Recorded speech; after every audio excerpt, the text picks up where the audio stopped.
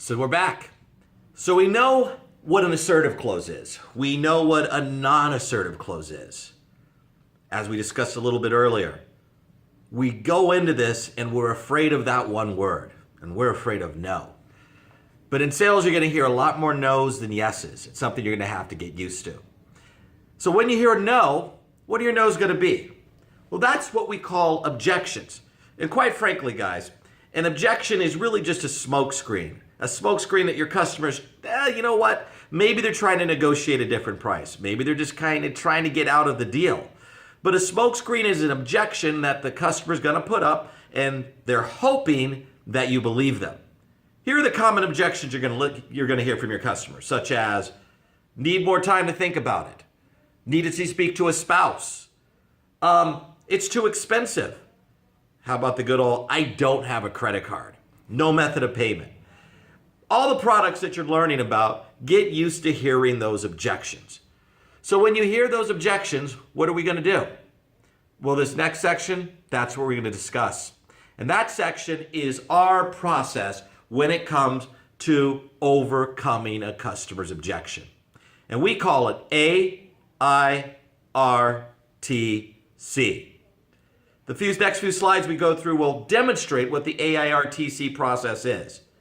In a nutshell, agree, isolate, rebuttal, and close. So let me demo this. Agree. When the customer objects, we're going to agree. Customer says, I need to speak to her spouse. Well, you're going to say, agree.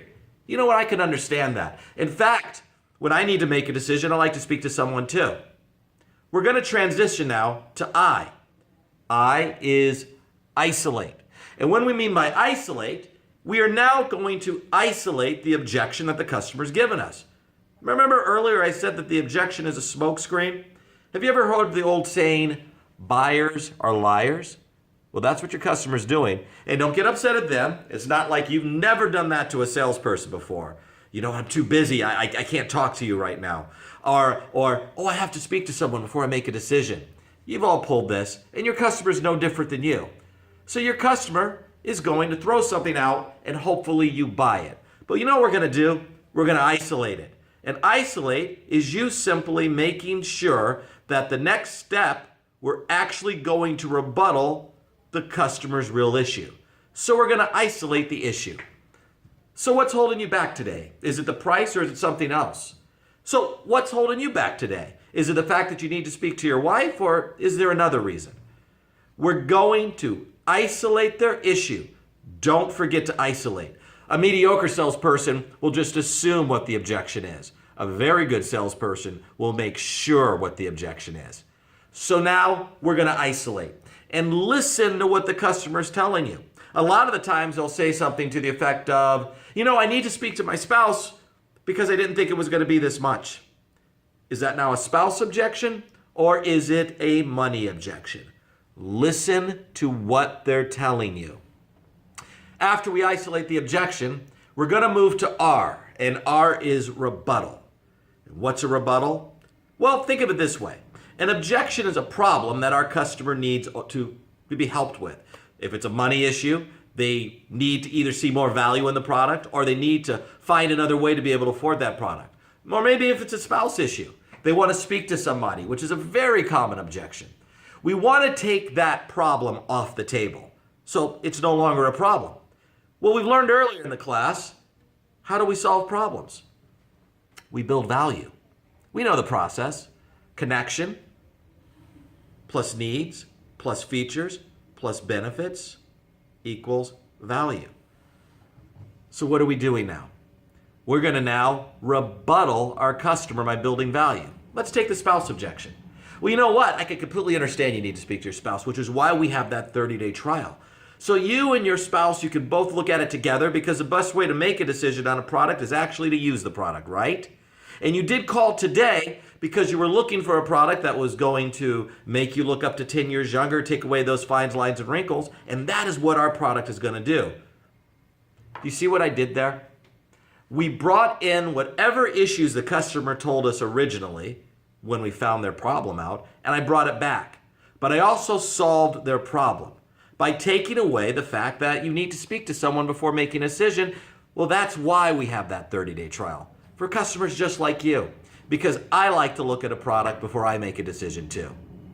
By the way, did you catch how I got the customer to say yes? When I said to the customer, and that's exactly what you're looking for, right? Or that's exactly why you called today, right? That's a tie down. We discussed those earlier. Always use a tie down in your rebuttal statement. In fact, let's change the process from AIRC to AIRTC. Agree, isolate, rebuttal, tie down, close. We're going to discuss how using a tie down in the rebuttal will actually get the customer off the no wagon and onto the yes wagon. And finally, close. Well, we just discussed a close. Keep it assertive, keep it assumptive. Don't close your customer, don't rebuttal your customer, and forget to close your customer. I've heard a lot of great rebuttals out in the sales floor, and so will you. But what the agent makes one mistake, they rebuttal and they stop talking. Well, we discussed earlier what's going to happen if you stop talking, the customer's going to, that's right, start talking. Well, we have to keep control of the call from the very beginning to the very end. And remember, you're the expert. So after you rebuttal the customer, remember to tie down. Get your customer to say yes. And we're going to go back to another assertive close. So let's go ahead and get that out to you today, okay? And what address are we going to send this to? So let's go ahead and get this out to you today. What credit card are we putting that on? So let's go ahead and get this out to you today. So is the billing address the same as a shipping address? Remember in your close statement to always walk the customer through the sales process.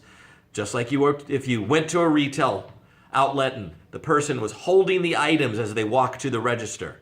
They're walking you through the sale. The customer needs to be guided, and you are the expert that's going to guide the customer. The AIRTC process, it won't fail you. The AIRTC process is our process, and that's our expectation for you to use. So as you go through these slides, practice it, learn it, because one thing's for sure with sales. If you're not consistent, you're going to be consistently underperforming.